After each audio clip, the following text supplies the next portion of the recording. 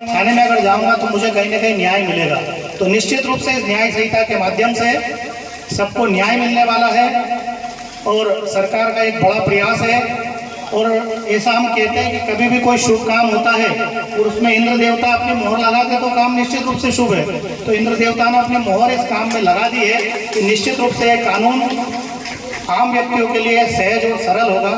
और जो धाराओं का परिवर्तन हुआ है और जितने भी हैं जनप्रतिनिधियों को आज इस थाने के माध्यम से बुलाया गया है, तो ये बुलाने के पीछे एक बड़ा उद्देश्य यही है कि हम सब लोगों के माध्यम से ये बात नीचे तक जाए, आम लोगों तक जाए, आम लोगों के हमारे माध्यम से हम लोगों को हम ये सब चीजें समझाने का प्रयास करें। और प्रशासन को भी चूंकि सब धाराओं में परिवर्तन हुआ है तो इन लोगों को भी धीरे धीरे वो अभ्यास में आएगा। लेकिन हम सब लोग जनप्रतिनिधि हैं, अपने अपने गांव का प्रतिनिधित्व करते हैं, समाज का प्रतिनिधित्व करते हैं। तो निश्चित रूप से इस न्याय संहिता के माध्यम से आम लोगों को न्याय मिले, उसमें हम सब लोगों का सहयोग हो।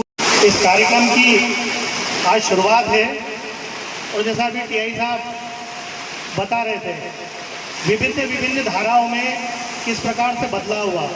और सबसे बड़ा बदलाव कि पहले इसे दंड संहिता कहा गया था और अब इसे न्याय संहिता के रूप में परिवर्तित किया गया है। ये निश्चित रूप से भारत सरकार की एक बड़ी पहल है। और जो लंबे समय से जिस प्रकार से कई बार हमने देखा है कि हमारे माननीय मंत्री जी उस चर्चा को हर कार्यक्रम में करते हैं, तो गुलामी के चिन्हों को मिटाने का काम सरकार ने किया है। गुलामी का जो इतिहास निरंतर हमको पढ़ाया जा रहा था उसमें परिवर्तन किया जा रहा है।